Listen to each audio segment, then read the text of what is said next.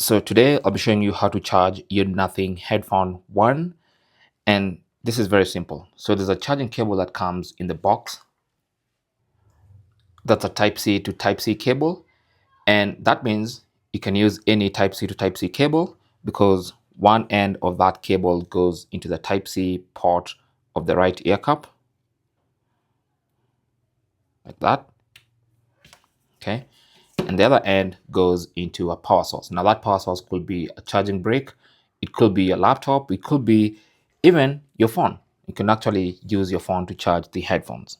So once they're connected like that, you can see they should start charging. You can see that light right there that indicates they're charging. Okay, and then I'm gonna try it on a charging brick like that.